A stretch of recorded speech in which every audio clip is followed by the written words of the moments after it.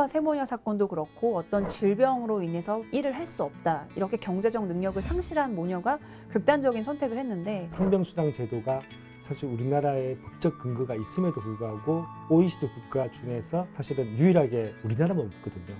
치료 걱정보다 돈 걱정이 더 되는 나라를 벗어나기 위해서는 많은 정책들이 필요할 텐데요. 환자들이 원하는 7대 보건의료 정책에 대해서 이야기 나눠보도록 하겠습니다. 안녕하세요. 이승현입니다. 7주간 특별한 시간으로 함께하고 있는데요. 세 번째 시간입니다. 오늘 함께해 주실 두 분과 인사 나누겠습니다. 네, 안녕하세요. 장윤영 기자입니다. 안녕하십니까. 한국환자단체연합회 안기종 대표입니다. 네, 오늘도 두 분과 함께 환자들이 원하는 7대 보건의료 정책에 대해서 이야기 나눠보도록 하겠습니다. 치료 걱정보다 돈 걱정이 더 되는 나라를 벗어나기 위해서는 많은 정책들이 필요할 텐데요. 안 대표님, 우선 어떤 정책이 필요할까요? 그 환자를 위해 상병수당 제도가 필요합니다. 그 상병수당 제도가 사실 우리나라의 법적 근거가 있음에도 불구하고 OECD 국가 중에서 그 사회보험제도, 건강보험제도를 운영하는 나라 중에서는 사실은 유일하게 우리나라만 없거든요. 그래서 오늘은 사실은 재난적 의료비 같은 의료비도 필요하지만 이 중병이 걸리게 되면 소득을 상실해서 치료받는 동안 이 소득 활동을 못해서 겪는 이 어려움에 대해서 좀 제도적인 개선 같은 것들을 좀 논의했으면 좋겠습니다. 네, 상병수당 용어가 생소합니다. 장 기자, 어떤 개념인가요? 네, 좀 더 쉽게 말하면 상병수당이라는 건 만약에 일을 하다가 갑자기 업무상 질병 이외에 큰 질병이 걸리거나 또는 부상을 발생할 경우에 이 상실되는 소득 또는 임금을 현금 수당으로 정부에서 보전해주는 어떤 급여라고 할 수 있는데요. 사실 우리가 다치거나 갑자기 아프면 보통 일을 그만둬야 되는 극단적인 상황도 있는데 그때 기본적인 생활을 할 수 있도록 이 제도를 도입해야 한다는 여러 주장들이 나오고 있습니다. 네, 맞습니다. 다치면 치료 과정보다 일자리를 잃거나 당장 먹고 살 걱정부터 든다고 합니다. 분명히 개선되어야 할 부분인 것 같은데요. 안 대표님, 우선 상병수당이 필요한 이유를 좀 더 전문적으로 설명해 주시죠. 좀 쉽게 설명하면 우리가 보통 직장에서 업무상 그 질병으로 만약에 치료를 받게 되면 그 산재라고 보죠. 산재보험에서 예를 들면 치료비도 나오고 또 실행기간 동안에 급여도 일정 부분 나오거든요. 근데 업무와 무관한 질병으로 병에 걸리게 되면 사실은 이런 산재보험 혜택을 받지를 못하는 거죠. 그때는 결국은 이제 소득이 발생하지 않아서 계속해서 계층 하락하고 하는 이런 일이 발생하는 거죠. 맞아요. 아프거나 다쳐서 노동력을 잃게 되면 빈곤층으로 전락할 수밖에 없죠. 네, 맞습니다. 사실 이 건강보험 보장성이 낮은 상태에서 질병으로 인해서 높은 진료비 부담 그리고 소득 상실까지 갑자기 겪게 되면 사실 이 계층이 급격하게 갑자기 하락하거나 나아가서는 가장이 전부 돈을 버는 경우에는 가장이 돈을 벌지 못할 때 빈곤으로 갈 수 있는 지름길입니다. 사실 비정규직을 비롯해서 자영업자라든지 노동자 그리고 특수고용직들, 근로빈곤층들이 이런 경우가 발생하는 경우가 많습니다. 이런 분들을 메디컬 푸어라고도 합니다. 그래서 상병수당 도입에 대한 주장이 나오고 있는 거군요. 다른 나라의 경우는 어떻습니까? 도입을 많이 하고 있나요? 네, 사실 저는 일을 아프다고 그만뒀는데 정부에서 보전해주는 상병수당 제도가 있다는 것에 대해서 사실 좀 의아하게 생각을 했거든요. 그런데 생각보다 많은 나라에서 하고 있다는 것에 놀랐습니다. 그중에서도 어떤 사회보장 제도를 갖고 있는, 의료보험 제도를 갖고 있는 국가에서는 많이 시행을 하고 있는데요. 예를 들어서 사회복지 시스템이 발달된 유럽 경우에 특히 많이 그러는데 독일이나 영국, 프랑스, 일본 이런 국가들은 질병이 발생해서 갑작스럽게 노동을 할 수 없게 되면 일정 기간 한도 내에서는 이 상병수당 제도라는 것을 지급하고 있습니다. 앞서 안 대표님이 우리나라가 OECD 국가 중에서 유일하게 상병수당이 없는 나라라고 하셨는데 다른 나라는 구체적으로 어떻게 시행되고 있습니까? 경제협력개발기구라고 하는 OECD 34개 나라 중에서 그 스위스하고 미국을 제외하고 전 국가에서 다 상병수당 제도를 운영하고 있거든요. 미국이나 스위스는 민간보험 제도를 운영하다 보니 이 상병수당을 민간보험으로 지금 해결하고 있는 상황이고 그 가까운 일본 같은 경우에는 이 상병수당을 18개월 정도 지원해주고 있고요. 그리고 프랑스 같은 경우는 36개월. 그 나라마다 이 제도상의 차이가 있고 OECD 국가는 아니지만 대만이 우리나라와 똑같이 건강보험제도 운영하고 있거든요. 대만 같은 경우에도 상병수당을 이미 제도를 시행하고 있거든요. 네, 선진국에서는 이렇게 상병수당 제도를 도입하고 있는데 우리나라에서는 전혀 실행 가능성이 없나요?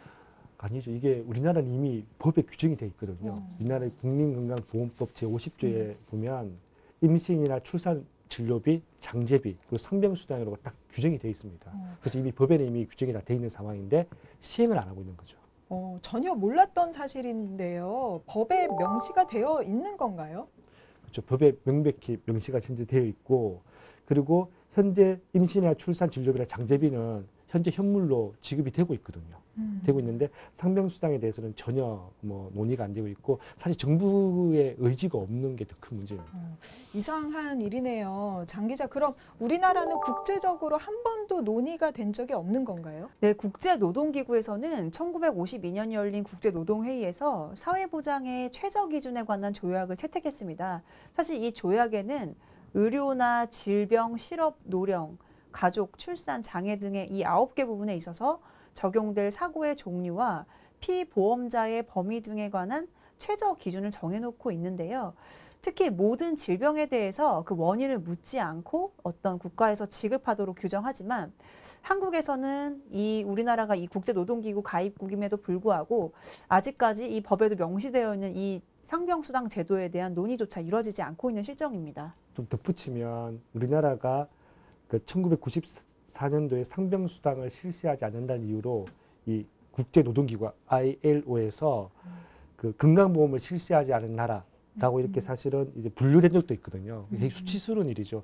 건강보험 제도를 운영하는 나라는 당연히 의료비뿐만이 아니라 이 상병수당 제도 당연히 해야 되는데 안 한 거죠. 그래서 2000년도에 1994년도에 국제적인 약간 망신을 당하고 나니까 2000년도에 법을 개정하면서 상병수당의 법적 근거는 뒀는데 아직 시행을 안 하고 있는 거죠.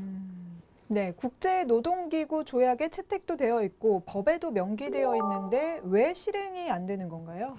그 국민건강보험법에 규정이 있고 대통령령에 구체적으로 시행할 수 있는 법적 근거를 둘 수 있도록 되어 있는데 현재 임신과 출산 진료비나 장제비는 규정이 되어 있어요. 근데 대통령령에 규정을 안 해놓고 있는 거는 정부가 의지가 없는 거고요. 뭐 근본적인 이유는 그 막대한 건강보험 재정이 들어갈 수 있기 때문에 그에 대한 부담 때문에 사실 못하고 있는 거죠. 네, 덧붙여 말씀드리자면 사실 이 산재보험 때문인데요. 이 산재보험이 이미 뭐 업무상 어떤 질병이 발생하거나 재해가 있을 때 이러한 대책을 마련하는 제도가 이미 있는데 굳이 질병이 발생했다는 이유로 추가적으로 상병수당 제도를 도입하는 것이 이게 현실 가능한 뭐 어떤 제도냐라는 지적들이 나오고 있고 사실 우리나라에서 이 건강보험이 굉장히 흑자인데 앞으로 뭐 고령화 사회로 갈수록 이 지출될 수 있는 그 구간들이 많아질 텐데 이 상병수당 제도의 도입을 어느 재정을 통해서 도입해야 될지에 대한 고민도 있어 보이는 게 현실입니다. 네, 결국 문제가 되는 건 업무와 무관한 질병에 걸렸을 경우인 것 같습니다. 그럴 경우에는 산재 혜택을 볼 수가 없으니까 전부 본인 부담으로 책임을 져야 하는 거잖아요. 그렇죠. 그러니까 사실은 상병수당이잖아요. 이 중병에 걸렸을 때 이 소득 문제를 해결하기 위해서 제도를 도입해야 된다고 이야기하고 있는데 그냥 쉽게 생각하면 제가 올해 40년 개띠거든, 개띠. 제가 고등학교 1학년 한 명하고 대학교 1학년 한 명 자녀가 있고 저희 아내가 있는데 제 아내가 백혈병이거든요. 근데 아내가 백혈병이 아니라 제가 지금 백혈병에 걸렸다고 생각하면 너무 쉬운 거거든요. 일단 저는 직장을 퇴사해야 되고 제가 한 달에 받고 있는 월급을 받지 못하는 거고요. 그 아내는 저를 간병해야 되고 그리고 고등학교 다니는 아이를 학원 다니는데 몇 달 동안 아마 그동안 저축해놓은 돈 가지고 또 하다가 학원도 끊고 또 뭐 이렇게 계속 이제 계층 하락을 하게 되는 거죠. 그래서 결국은 이제 차상위 계층으로 갔다가 극빈자라는 뭐 기초생활 수급자로 가게 되는 거거든요. 이게 현상이죠. 그래서 중병에 걸리면 소득 보전이 안 되는 문제 때문에 사실은 이제 그 생활의 문제, 생계의 문제가 생기고 자녀의 문제가 생기고 뭐 이런 이제 소위 그래서 보통 이제 이 중병 걸리면 가난과 질병이 대물림된다고 보통 이야기하잖아요. 그러니까 안 대표님은 이 상병수당 제도를 적극적으로 시행하는 것은 물론이고 제도 대상 범위도 확대해야 한다는 주장이시죠? 그 사실은 마음 같아서는 확대했으면 좋겠다고 얘기하고 싶은데 이 재정이 굉장히 많이 들고 아마 뒤에서 아마 논의를 하겠지만 그러다 보니 일단은 제도를 시행하는 게 더 중요한 것 같아요. 우리나라는 아예 제도 자체가 없기 때문에 뭐 대통령령의 그 시행 규정을 두어서 일단 시행을 하고 처음에는 범위를 좀 좁혀서 하고 사회적 공감대가 확대되고 그다음에 뭐 사회적 공감대 형성되면 계속 확대해가는 방향이 좀 필요한 것 같습니다. 전 국민을 대상으로 상병수당 제도를 시행해야 한다는 주장에 대해서 장 기자는 어떻게 생각하시나요? 네, 사실 뭐 송파 세모녀 사건도 그렇고 어떤 질병으로 인해서 일을 할 수 없다. 이렇게 경제적 능력을 상실한 모녀가 극단적인 선택을 했는데 사실 이런 부분에 대해서 국가에서 보전을 해줘야 된다는 부분에서는 동의를 합니다. 제가 현장에서 만난 어떤 대기업 가장이셨던 분도 사실은 뭐 저소득층도 아니고 차상위 계층은 아니었지만 이분이 이 가정의 모든 것을 책임지는 가장의 역할을 하시는데 백혈병에 걸리셨거든요. 이런 분들의 경우에는 결국에는 이게 질병 플러스 어떤 노동의 문제로 직결됩니다. 그렇다 보니까 이걸 사실 뭐 보건복지부나 어떤 질병관리부분 관할이 아니라 노동부와 산업부 전 어떤 그 정부의 어떤 범정부의 개념에서 이런 상병수당 제도의 논의가 한 번쯤은 되짚어 보아야 되지 않을까라는 의견을 말씀드리고 싶습니다. 그 사실은 이제 상병수당 제도에 정부가 사실 좀 무관심했던 이유는 워낙 우리나라 고액의 의료비가 많이 들어가다 보니까 건강보험 재정은 가급적 의료비 쪽으로 많이 했었거든요. 그리고 보통 이제 극빈자, 기초생활수급자는 한 달에 그 가족 숫자에 따라서 이 생계급여가 나오거든요. 생활비가 나와요. 그리고 기본적으로 이 기업 복지가 잘 되는 데는 질병이 걸리더라도 한 2년 동안 휴가 기간 동안 또 그 유급 급여가 또 나오는 거잖아요. 이러다 보니까 그리고 산업재해의 혜택도 받는 사람들도 이러다 보니까 이 전체적으로 중에서 일부는 혜택을 받고 있고 이제 일부가 못 받고 있는 상황이죠. 그러다가 최근에 보장성이 조금씩 좋아지고 그리고 사실은 실손 민간보험으로 의료비가 또 많이 또 되는 부분이 있다 보니 문제는 이제 이 민간보험으로도 이 소득 보전 안 되거든요. 그래서 지금은 소득 보전에 대한 욕구들이 굉장히 많이 있고 최근에 또 이런 사건들이 계속 많이 발생하고 있습니다. 또 중요한 문제가 적용률입니다. 독일의 경우는 임금의 75% 수준을 보장해 준다고 하는데 우리나라는 어느 정도로 보장을 해주는 게 적합할까요? 그것도 사회적 논의가 필요한 것 같은데 그러면 소득을 비례하는 방법이 있고 정액으로 금액을 딱 정해서 하는 방법이 있는데 영국에서는 금액을 정해서 하거든요. 정액으로 하고 있거든요. 근데 많은 나라는 아마 소득에 비례해서 하고 있는데 재정이 많으면 당연히 소득 비례하는 게 맞겠죠. 소득이 많으신 분들은 그에 맞게 보전해주고 적으신 분은 적게 보전해주면 좋지만 아마 우리나라의 사회적 정서상 재정이 여러 가지 문제라고 하면 사실 정액이 될 가능성이 높고 정액의 대표적인 경우가 기초생활수급자의 경우 한 달에 뭐 4인 기준으로 뭐 160만 원 보통 이렇게 하고 있어서 아마 정액적으로 갈 가능성이 높은 것 같습니다. 네, 논의가 좀 더 필요해 보입니다. 하지만 이 제도의 필요성에 모두 공감을 한다고 해도 역시 문제는 재정 아니겠습니까? 네, 가장 큰 문제는 상병수당에 따른 국가 재정을 어떻게 마련하느냐의 문제인데요. 사실은 뭐 일부에서는 건강보험이 흑자인데 이것을 너무 의료비에만 국한해서 재정적인 지원을 하는 것이 아니냐라는 의견이 있는데요. 아파서 일을 못하는 사람들에 대해서 사실 뭐 현진국도 이미 하고 있듯이 일정 기간, 뭐 1년 미만이라도 좋으니까 일정 부분 정액제를 통해서라도 국가에서 지원을 해준다면 조금 더 이 아파도 서럽지 않은 이런 나라가 되지 않을까 싶습니다. 재정적으로 불가능하다는 의견도 나오지 않겠습니까? 사실 수치로 보면 그 소득의 70% 정도를 보존해 준다고 하면 사실 1조 4천억 원에서 2조 8천억 원 사실은 뭐 상상하기 힘들 정도로 많은 재정이 들어가거든요. 근데 그 적용 대상을 최대한 줄이는 방향을 한다 그러면 사실은 이 조 단위가 아닌 뭐 수천억 정도 단위로 일단 시작할 수 있을 것 같고 또 핵심은 뭐냐 하면 건강보험 재정 흑자를 활용하는 방법도 있고 또 하나는 결국은 건강보험 보장성이 확대되고 상병수당이 보완되게 되면 민간보험료를 줄일 수 있거든요. 사실 그 민간보험료만큼 주는 것만큼을 사실 이 상병수당으로 또 보충하는 방법들이 있는데 결국은 건강보험 재정으로 할 수밖에 없는 이 상황이 발생하면 사회적 논의를 거쳐야 되는 거죠.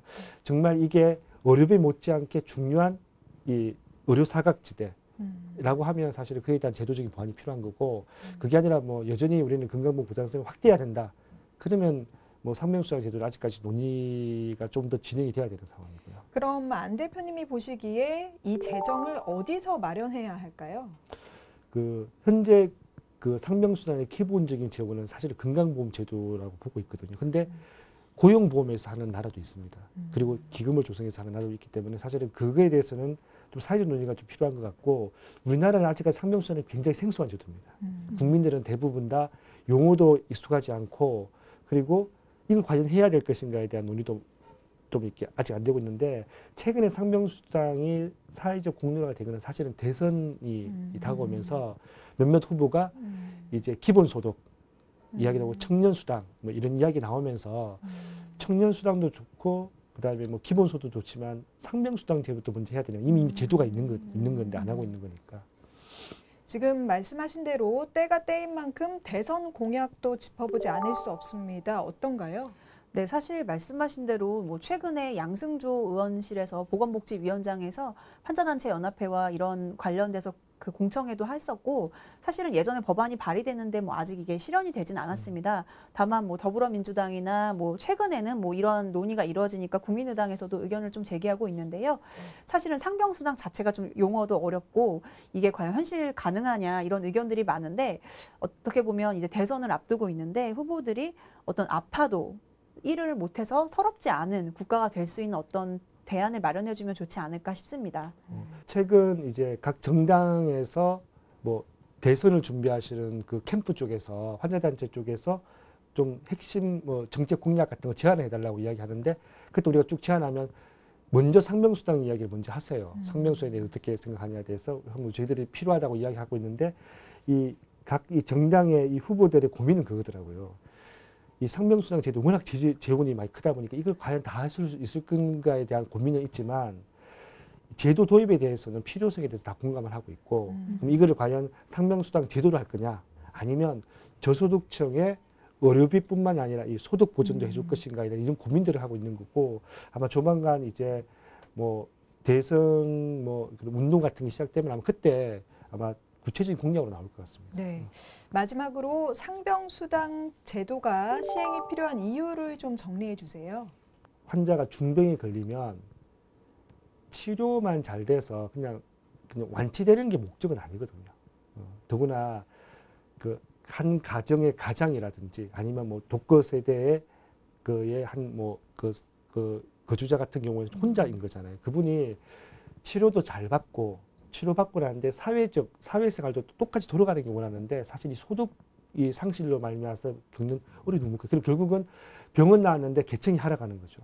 계층 하락. 그 계층 하락의 그 피해가 결국은 자손들까지 물려주는 이런 문제가 있어서 그래서 건강보험 제도가 처음 만들어질 때부터 당연히 의료비뿐만 아니라 소득 보존도 당연히 필요하다라고 돼 있는데 우리나라가 사실은 이게 없어가지고 사실 국제노동기구에서 뭐 지적도 당하고 이제 했던 거였거든요. 그래서 우리나라가 적어도 OECD 가입국이고 또 뭐 선진국으로 향해가고 있다라고 하면 건강보험 제도에 상병수당도 들어가야 되는 거고 아마 오바마가 뭐 한국의 건강보험 제도 항상 이야기하잖아요. 아마 이게 상병수당 제도 없는 게 모를 수도 있어요, 사실은요. 뭐 그래서 저는 뭐 전국이 어쨌든 새로운 대통령이 어떤 정책을 하겠다는 이 시기잖아요. 이때 저는 상병수당 제도가 좀 공론화되져 가지고 좀 제도로 도입됐으면 좋겠습니다. 네. 상병수당 제도의 필요성은 공감하지만 재정 확보 등 사회적 논의가 더 필요해 보입니다. 오늘 함께해 주신 두 분 고맙습니다.